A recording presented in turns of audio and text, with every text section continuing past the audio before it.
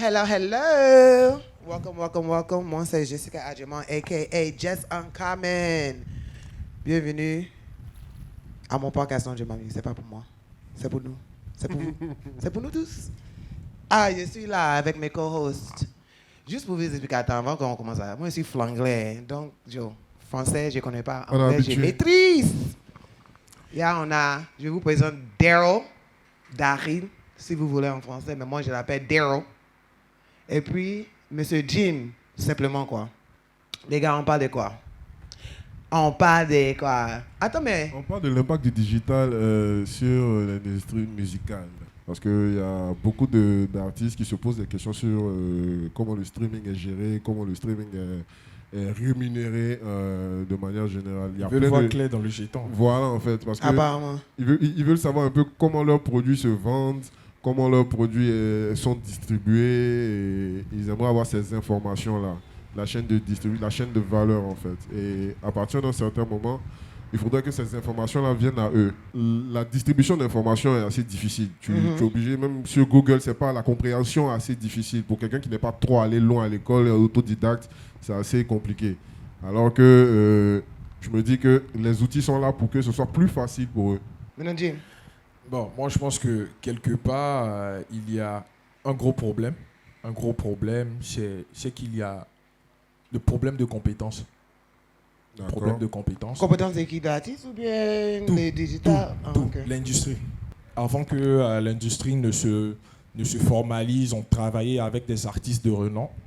Je prends un exemple, Paola, qui est là, qui nous écoute, qui a travaillé, elle a été au commencement de Kif No Beat. Quand je dis au commencement de Kif No Beat, c'est dit que quelque part, c'est elle qui a, avec ses compétences en RP, mis en avant les artistes. En fait, excuse-moi un peu d'avoir coupé ça parce que je pense qu'on va revenir sur le sujet par rapport au thème vers la fin. Oui. Mais je voulais toucher sur quelque chose parce que moi, je connais Miss Paola Audrey en tant qu'une, comment dire en anglais, une publiciste. Je ne pense pas que les gens vraiment connaissent la valeur même de elle-même, sa présence en tant qu'une publiciste. Parce que franchement, moi, quand j'étais aux États-Unis, il n'y a aucune boîte qui n'a pas quelqu'un comme elle qui est dedans. Parce que c'est la personne qui gère. Quand c'est lui qui a une public relation, c'est quelqu'un qui gère la relation entre toi et puis le public. Tu vois, non? Mais c'est parce qu'elle a... Là-bas, il y a beaucoup plus de structuration. Et c'est un peu ce que Jim disait, c'est un problème de compétence. En fait, ce qui est bien, là on en parle, tout ce qui est marketing, communication, l'imagerie et tout. Il y a Yasmina qui est là, qui est chef de projet. Bonne arrivée, Yasmina. Bonne arrivée, Yasmina. Donc, les gars, là, il y a un truc qui s'appelle... OK, il y a le français. La tanière. Yeah. J'ai bien dit, non?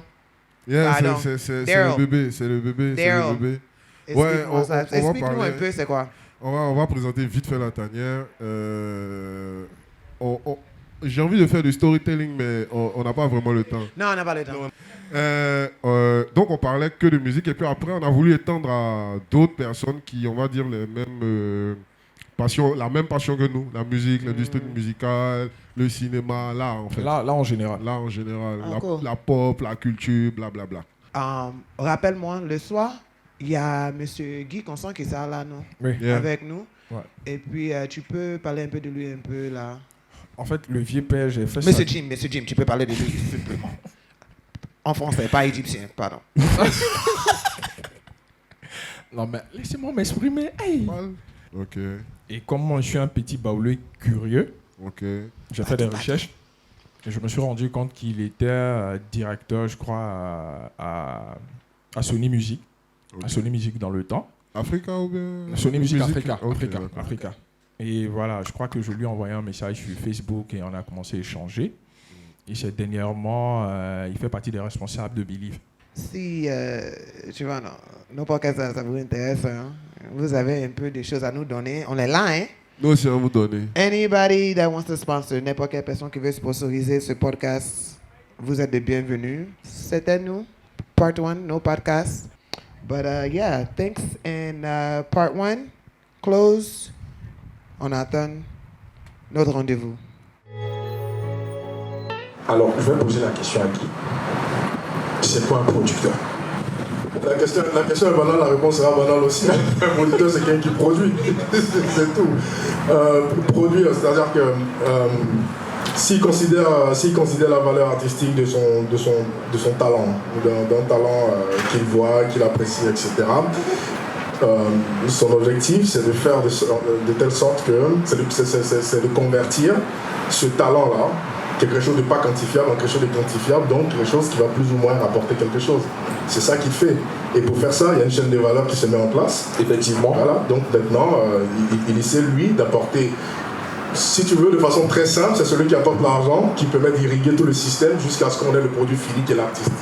Mais d'abord, je ne suis pas d'accord avec la première assertion qui dit que les producteurs africains ne savent pas développer le talent. Je pense que depuis les années 60, non 60 j'exagère, mais depuis les années 70, voilà, ça au moins j'ai un truc clair dans ma tête, l'Afrique a connu des talents, des producteurs incroyables, extraordinaires, qui ont réussi à créer tout sur un système. Et ça, c'est quelque chose qu'on ne peut pas nous enlever. Les Alpha Blondy, ils ne sont pas nés comme ça. On est allé les chercher. On les trouve à Bracody pour faire ce qu'ils sont, des Papa Wemba, des Koffi Olomide, tout ce que tu veux, des Franco. Il y a un système qui se crée. Il y a des gens qui sont là, qui disent « Moi j'aime ça, je prends de l'argent, je mets là-dedans. » On va développer le système là, on va le faire grandir ensemble et on va partir avec eux. Le plus gros problème qu'a rencontré la musique africaine pendant près de 40 ans, 50 ans, aujourd'hui ça donne en train de changer, c'est de vouloir systématiquement, et moi c'est ça qui m'a motivé quand on dit qu'on fait Universal. Et c'est pour cette raison que moi je suis parti de chez Sony, parce que je dis systématiquement, tous les artistes africains disent la même chose que Mosty. Je veux être mon chat, je veux être mon chat. Mais laisse-moi te dire, un petit qui fait du K-pop ou de la K-pop, je sais pas comment on dit, en Corée, il n'en a rien à foutre. Si ça ne marche pas aux États-Unis, il n'en a rien à carrer. Des artistes qui cartonnent en Chine, que vous ne connaissez même pas, t'en as des centaines et des centaines et des centaines. Les Africains sont trop dans l'extraversion. Tous leurs problèmes, ils veulent percer ailleurs. Que les Blancs disent que ma musique, elle marche. Frère, on est 1,4 milliard ici. On est 1,4 milliard d'Africains. Si on n'arrive pas à créer un système qui va faire que dans les 1,4 milliard, t'as 1% seulement qui peuvent aller acheter un album, qui peuvent aller chez Boomplay, aller à des concerts, ça va représenter des milliards de dollars. Si on n'arrive pas à créer ça, faut pas demander à un Français d'aimer, je sais pas moi, Luxon Pado, je sais pas quoi. C'est clair. Tu comprends ce que je veux dire? Et il y a une deuxième donnée aussi qui est importante. Quand on dit qu'il n'y a pas de producteurs en Afrique, la musique la plus produite, entre guillemets, dans nos pays, c'est pas le coupé décalé, c'est pas le hip-hop. C'est la musique traditionnelle. Traditionnelle, tu mets toutes sortes de musique. Dans notre pays ici, là, tu as des artistes qui sont à Korogo. Ils tournent dans tout Korogo, tu les connais même pas. Mais ils sont produits par des gens. Ils n'en ont rien à foutre s'ils passent par la trace. On le produit, il va dans un studio minable quelque part là. On le produit, il prend son truc, il tourne. Une bon sens, il a un camion comme ça. Justement, il tourne dans toutes les régions. Je tenais à te parler de l'écosystème baoulé. Bah, tu as l'écosystème baoulé. Moi, quand j'étais au Bureau international du travail à l'époque, on faisait des tournées dans tout. Moi, j'ai découvert par exemple un artiste dont j'oublie le nom. On était allé en mission en bateau. On nous dit bienvenue, machin, ils ont fait venir un artiste. Quand ils l'ont annoncé, c'était la folie partout. Mais c'est qui ce gars? On ne le connaît même pas à Abidjan. Mais le gars, c'est une star dans tout le pays à Nice. Tu comprends? Donc, à un moment, il faut qu'on sorte aussi de ce petit complexe qu'on a. Il ne pèse pas en France, donc il n'est pas truc. Créons un écosystème pour nous. Les Nigérians, là, les Nigérians dont tu parles, elle parle de Burna. Mais tu sais combien de fois Burna, il a galéré quand elle parle de Burna? Mais moi, je me souviens des vidéos de Burna, des discussions qu'on avait même à l'époque. Moi, pour dire franc, devant les caméras, je lui ai dit, moi, je me foutais de la gueule de Burna. Je lui ai dit, mais c'est qui ce Jamaïcain low cost là? Je disais ça tout le temps. Et je le disais à Whisky, je le disais à David. Je me disais, mais votre gars là, le gars, c'est pas un police, mais il est nulle part, quoi. Tu vois? Mais le gars, il a galéré dans son pays, en train de tourner. Mais les Nigériens, ça existe parce que, d'abord, t'as des gars qui sont milliardaires, en dollars, qui n'en ont rien à foutre de 20 petits, tiens, $1 million, allez, fais ton truc. Ils mettent l'argent dans l'écosystème et n'oubliez pas que la musique en général, et dans la musique en particulier, la culture en général est financée ou autofinancée par des mecs qui sont obscurs. L'argent, on ne sait pas d'où ça vient, mais c'est dans le game. Ici, t'en as pas, on t'en même pas. Ils refusent carrément. On t'en même pas, ouais, c'est les Gawa, c'est tout. C'est tout, tu comprends? Mais les Nigériens, ils ont fait le truc. Et ils ont une communauté qui est importante à travers le monde. Paola connaît ça mieux que moi, partout. Donc, quand ils font un truc, ça explose au Nigeria. Le gars qui est venu en vacances à Lagos, il repart avec le CD. 200 toute millions la commune. d'habitants. Mais arrivé à ce moment, Drake, il est content de dire, mais je suis en train de prendre une photo avec Wizkid. Mais je te dis, il y a 5 ans, c'était le contraire. Il y a 5 ans, moi je vais raconter une anecdote, je vais m'arrêter là pour laisser la parole aux amis. C'était quoi le morceau avec Drake qui invite One Dance avec Wizkid. Wizkid n'est pas dans le clip, vous savez pourquoi? Parce que Wizkid était hyper shooté, il était à Lagos, il était pardon à LA, il a oublié qu'il avait l'avion à prendre et tout. Et Drake, pour lui rendre hommage, pour lui, bon, l'Afrique c'est l'Afrique, ils sont allés faire le clip à Cape Town. Donc il prend son jet, il va à Cape Town, il attend son gars vient pas, on l'appelle après, mais t'es où et tout. Ah, mais je vais pas décoller, bon, ok, tu verras pas. Et Drake dit cette phrase, je me dis, les caméras sont là, Drake dit, genre, je vais te verrouiller, quoi, tu vas voir. Mais aujourd'hui, entre Drake et Wizkid, qui court pour prendre la photo avec qui? Mais parce que les Nigérians ont fait le travail, donc dis à moi, Steve, faisons le travail ici, dis à Billon de mettre les milliards, quand ça va se faire. Alors, la deuxième panéliste, c'est Yasmina Kwaku. En tant que chef de projet au sein d'Universal, Universal qui contrôle, il faut le dire, 32% du marché mondial. C'est quoi le rôle du chef de projet au sein du label? En fait, le chef de projet, c'est celui qui coordonne, déjà dans un premier temps. C'est la personne qui distribue les informations déjà au directeur du label, qui discute directement avec le manager de l'artiste. Donc, le chef de projet, c'est une personne qui est comme, je vais dire, comme le manager, mais qui est du côté de la major en quelque sorte. D'accord. Et il distribue quoi comme information?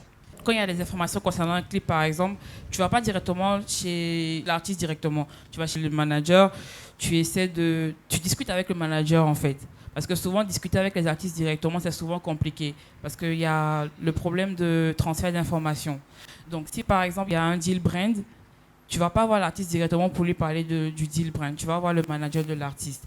S'il y a un concert, etc., le chef de projet, c'est celui qui pense aussi.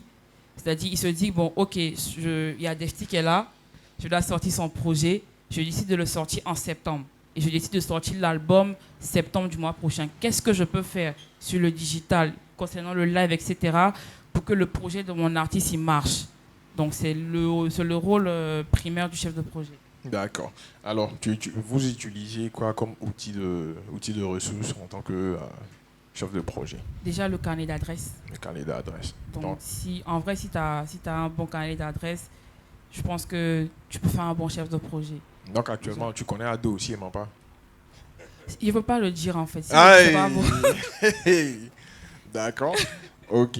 Maintenant, en tant que chef de projet d'Universal, par exemple, c'est quoi vos objectifs standards pour tous vos artistes qui sont au sein du label? Déjà, c'est de faire passer l'artiste à un niveau supérieur, passer à un autre cap. Ça, c'est l'objectif primaire, en fait. Tu as un artiste qui a un niveau, si je peux dire comme ça, 0, et que tu veux l'emmener à un niveau 1. Donc ça, c'est l'objectif premier d'Universal. Mon objectif, par exemple, avec mes artistes. Donc, prenons le cas de Defty. D'accord. C'est quoi votre objectif actuellement? Alors, Defty, je veux que Defty soit connu dans toute la Côte d'Ivoire. Et ça, dans un premier temps. C'est-à-dire, quand il va se lever, il va aller à Mans. Ah, lui là, on le connaît. Quand il va se lever, il va aller à, je sais pas, à Sakassou, à Pricro, tout ça. Ils vont dire, oui, Defty. Ah, lui là, je le connais. Au moins un titre. Donc, il doit être connu dans toute la Côte d'Ivoire. Quand il finit, il va dompter l'Afrique. Et après, s'il va aller plus haut chez les Blancs, là-bas, il n'y a pas de souci. Et généralement, ça se passe sur combien de temps? C'est-à-dire, pour faire ça, vous donnez combien de temps pour atteindre vos objectifs? Pour être honnête, le développement d'un artiste, c'est 5 ans. En vrai, pour développer un artiste, c'est 5 ans. Tu peux avoir la chance de le développer en 2 ans, 3 ans, mais pour faire un développement total, tu prends 5 ans. Et quand l'artiste il a accompli, après maintenant, ça devient plus facile, si je peux dire ça comme ça, de grow. Troisième intervenante, Paola Audrey. Je m'ouvre aujourd'hui. Pour te dire la vérité, tu es l'une de mes inspirations ici en Afrique. Ça, je l'avoue. Avec le grand frère aussi. Avec toi, on va parler de streaming. Tu es directrice de Boomplay. Et sur le marché africain, vous êtes numéro 1. En tant que directrice de Boomplay, c'est quoi le rôle du diffuseur dans la chaîne de valeur? Premièrement, sur la question qui était posée par rapport aux producteurs, etc., et à la question du développement d'artistes, je pense que les raisons principales ont été évoquées, mais je pense qu'il y a aussi une question de temps. Je pense que assez souvent, c'est vrai que le producteur est un investisseur, donc bien évidemment, il veut que la rentabilité soit rapide, c'est normal, mais on n'est pas sur des savons, on n'est pas sur des bouteilles de gaz, on est sur le travail de l'esprit. Donc, il faut laisser le temps d'abord, il faut laisser le temps aux artistes, et eux-mêmes aussi qu'ils le comprennent, qu'il y a une évolution. L'évolution artistique demande du temps, en fait. On peut essayer de faire des micmacs, voir ce qui est tendance en ce moment, essayer de passer d'un style à l'autre, mais le public n'est pas bête. À un moment donné, si vous êtes authentique dans ce que vous faites en tant qu'artiste, le public le ressent. Ça peut prendre 1 an, ça peut prendre 10 ans. On a cité Burna, effectivement, moi j'ai découvert Burna en 2010, 2011. Il a explosé mondialement en, je sais pas, 2017, quelque chose comme ça, 2018. Voilà. Donc ça prend vraiment du temps. Donc je pense que c'est une notion importante quand même à garder à l'esprit. Maintenant, pour revenir effectivement sur le sujet du streaming, le rôle du diffuseur. Alors, quand on me pose cette question, j'aime bien recontextualiser. En fait, je pense que Guy Constant a fait la première partie de la réponse déjà, en expliquant d'où on vient du physique. D'accord, qui certes était quand même à l'époque, il faut le reconnaître, pratique au sens de la traçabilité, au sens de l'échange. Je paye un service, un produit, un CD ou une cassette, je paye l'argent en échange, la répartition était simple. On n'est plus du tout là, parce que notamment avec l'arrivée du digital, du peer-to-peer, comme on dit, il fallait trouver un moyen de compenser les pertes qui ont été occasionnées par la disparition progressive du support physique. Alors, il y a 2 écoles. Il y a des gens qui partent du principe qu'en fait, ça marchait tellement bien en physique qu'il faut absolument trouver un moyen de reproduire ça en digital. C'est une bonne idée, sauf que ça rime pas bien avec comment le digital fonctionne. Donc, il faut réfléchir à une autre approche. Nous, deuxièmement, et je vais parler spécifiquement zone subsaharienne et Côte d'Ivoire, on arrive quand même sur un territoire où on a d'abord eu avant, quand on parle du physique, il y avait déjà tout ce qui était les fichiers pirates, je pense qu'on a tous entendu parler de ça, comment les gens faisaient des faux CD, etc. Ils le font toujours d'ailleurs, et ce que ça occasionnait comme perte. Alors nous, on a le même problème sur le digital, mais à une échelle encore plus grande. Je pense qu'avant même que j'ouvre, j'entendais parler d'une plateforme qui s'appelle, je crois, Amerigo. D'accord, on sait très bien, on va sur YouTube, on copie, on convertit en fichier MP3. C'est ça nos vrais concurrents pour nous. Donc, moi, je pense que l'approche, il faut être très pragmatique. On ne peut pas passer de gens qui ont été habitués au gratuit, qui savent comment l'obtenir, et passer de ça au payant directement. Il faut une étape intermédiaire. Il faut déjà que les gens, parce que le changement d'attitude et le changement de consommation, ça peut prendre du temps. Quand il n'est pas spontané, ça prend du temps. Donc là, notre rôle ici, c'est on sait que les gens aiment la musique, on a une consommation quotidienne, très bien. Maintenant, on veut juste les amener progressivement à écouter et en même temps, j'allais dire, participer à l'essor, avoir une contribution dans la création de l'artiste. D'accord ? Et donc, pour le faire, on propose une bibliothèque numérique qui, non seulement d'un côté pratique et intéressante, parce que nous, par exemple, le catalogue chez Boomplay, il est de 80 millions de chansons. Donc, si vous voulez télécharger une chanson par chanson, 80 millions, bon courage. Donc, nous, au moins, on permet d'avoir ça à bout de doigt, premièrement, dans son téléphone. 2, on est quand même aussi, parce qu'on est pragmatique et qu'on regarde comment l'écosystème est fait ici, on a une possibilité d'avoir un modèle gratuit, qui est la majorité, l'écrasante majorité de nos utilisateurs pour l'instant, c'est sur une formule freemium, comme on dit. Vous écoutez, en contrepartie, il y a de la publicité, parce qu'il faut bien générer de l'argent quelque part. Donc, on propose donc du coup un service qui est pratique, et de l'autre côté, aux artistes, de pouvoir, en tout cas, générer de l'argent. C'est toujours mieux que d'avoir sa musique qui est piratée en ligne, quoi. D'accord. Ce qui est génial, c'est, là je parle de Boomplay, votre modèle économique en Côte d'Ivoire. Tu l'as si bien dit, la gratuité. Ici, on a un problème. Les gens n'achètent pas. Ça, c'est une réalité. C'est une réalité parce qu'il y a aussi des questions de pouvoir d'achat. On sait quelles sont les réalités économiques pour la majorité des gens. Je ne vais pas les mentionner, mais je veux dire, nos concurrents, je respecte leur démarche, c'est pas le problème. C'est une démarche qui s'explique de dire que nous, pour nous utiliser, il faut payer d'abord. C'est une démarche que je comprends complètement. Sauf que ce que ça fait, c'est que ça crée une barrière au niveau du nombre d'utilisateurs que vous pouvez avoir.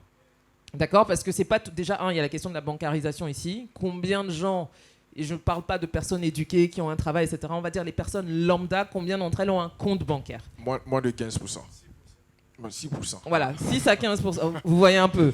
Voilà, et maintenant, dans les 6 à 15, il faut maintenant voir qui va vouloir consommer ce type de service. C'est-à-dire, la niche ne fait que se réduire.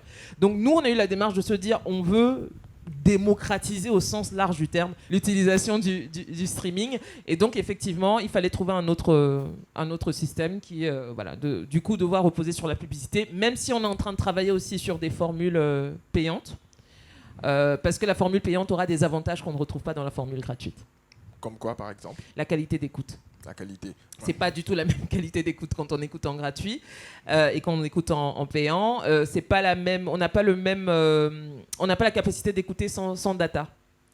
Quand vous avez un abonnement payant, vous pouvez écouter, c'est-à-dire vous prétéléchargez en fait quasiment la bibliothèque que vous voulez. Et si vous êtes dans une zone où il n'y a pas de data, ou vous ne voulez pas consommer votre data, avec une formule payante, vous pouvez écouter hors ligne. Donc il y a pas mal d'avantages comme ça. Là, vous commencez en Côte d'Ivoire, vous commencez quand? Avec les comptes premium et tout. Alors, la première approche qu'on a là-dessus, c'est d'abord, on est en train de travailler avec les opérateurs de téléphonie. 2 des 3 principaux en Côte d'Ivoire. Avec un des 2, ça avance très très bien. Après, vous savez comment c'est. Ce sont des grosses entreprises où il faut 15 000 validations pour la moindre décision. Donc c'est pour ça que ça traîne un peu. Mais en tout cas, on est en train de le faire. On l'a déjà fait dans les pays voisins, au Ghana. On l'a fait avec Airtel Tigo. On l'a annoncé, je crois, au Kenya aussi. Donc voilà, on est en train d'avancer dessus. On veut d'abord commencer comme ça. Parce qu'encore une fois, on veut s'agripper à comment les gens consomment déjà. Les gens ici sont habitués à payer des choses avec de la data ou avec du mobile money. Donc on veut pas changer complètement les habitudes. Et donc quand on est un service qui dépend autant de la data que nous, les opérateurs téléphoniques sont nos premiers partenaires. Donc c'est vraiment avec eux qu'on est en train d'avancer. Après, on réfléchira aussi, bien sûr, je pense plus pour 2023, à effectivement pouvoir permettre de prendre un compte premium en Côte d'Ivoire en payant avec du mobile money. Je dois rencontrer, je l'espère bientôt, l'équipe de Wave, par exemple. Donc ça fait partie des sujets que je dois aborder avec eux. D'accord. On va parler de quelque chose en particulier qui concerne les streaming sur toutes les plateformes. Ce sont les playlists. C'est vrai qu'aujourd'hui, quand on est en charge de la curation des playlists, on a un peu le rôle qu'a le programmateur en radio. C'est un rôle très influent parce que effectivement on reçoit énormément de sollicitations. D'abord venant avant les artistes, il y a déjà nos premiers partenaires qui sont les distributeurs. Donc eux, à chaque fois que les artistes leur envoient des titres, c'est aussi le pouvoir du distributeur, c'est de pouvoir nous envoyer à nous les plateformes directement en disant voilà, dans mon catalogue de sortie cette semaine, j'ai ça. Mais après, la décision finale revient toujours à la plateforme. Ensuite, deuxièmement, nous avons effectivement quelqu'un dans notre équipe qui est d'ailleurs, je crois, un des cofondateurs de La Tanière. Il n'est pas là aujourd'hui, c'est Lionel de Souza. Alors, c'est Lionel de Souza qui est en charge des curations de playlists chez nous. Et justement, son rôle, c'est vraiment de concentrer toutes les demandes. Déjà, lui, il en reçoit. Théoui, qui travaille aussi avec nous au niveau des acquisitions, on reçoit. Moi-même, j'en reçois. Donc, en fait, on concentre toutes les demandes en général vers Lionel et on lui fait confiance quant à savoir voilà, qu'est-ce qui peut aller où. Après nous, si on a vraiment des coups de cœur, on lui dit j'ai un coup de cœur. Mais c'est-à-dire qu'il n'y a pas en tout cas moi à mon niveau je ne fais pas de forcing. Je considère qu'il a la main dessus. Mais si j'ai un coup de cœur sur un titre où je pense que ça pourrait très bien aller dans certaines playlists, je peux toujours lui laisser un petit mot là-dessus en disant tiens écoute ça, je trouve que ça peut être pas mal.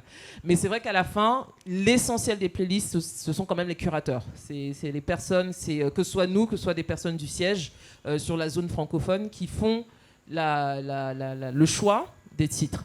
Donc il peut avoir des playlists qui sont automatisées.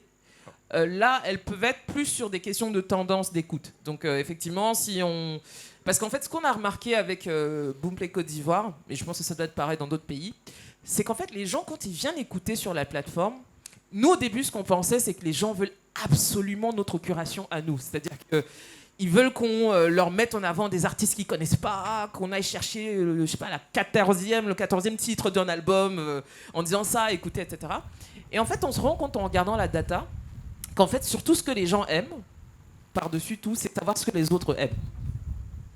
En fait, on s'est rendu compte que ce qui influence vraiment l'écoute sur la plateforme, en tout cas chez nous, c'est les gens vont d'abord aller regarder quels sont les titres les plus populaires.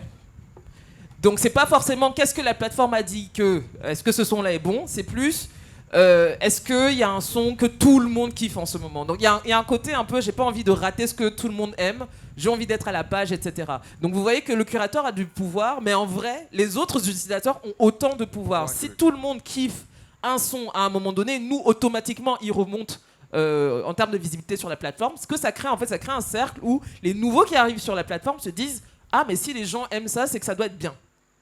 Et ça vient pas toujours de nous en fait, ça vient des autres utilisateurs. Des fois c'est des sons qu'on n'a pas playlistés, hein. C'est raison XY, peut-être l'artiste fait très bien sa promo sur TikTok, je ne sais pas quoi. Foup, le son monte en tendance parce que on a un espace tendance qui s'actualise automatiquement toutes les 6 heures. C'est-à-dire que vous pouvez même le voir en tant qu'utilisateur. Et on a des charts où vous voyez toutes les 6 heures en Côte d'Ivoire qu'est-ce que les gens tapent, quel est le son que les gens cherchent. Et nous on s'est rendu compte que par exemple si un son est en train de buzzer sur TikTok ou quelqu'un a fait une vidéo dessus, enfin quoi que ce soit, on voit que on actualise 6 heures plus tard, le son est peut-être passé de la position 10 à la position 3. Et si le buzz continue normalement, nous on revient après, le truc va se retrouver en haut partout. Et nous-mêmes à la fin, peut-être qu'on ne l'avait pas playlisté au départ, on va se retrouver à playlister. Vous voyez ce que je veux dire? Donc en fait, nous, la curation de Boomplay, elle est importante, mais elle est quasi aussi importante que, j'allais dire, la curation collective finalement que font tous les utilisateurs quand ils décident qu'ils aiment un son en particulier. Signing out. Merci. C'était nous. Peace, peace, peace, peace, love.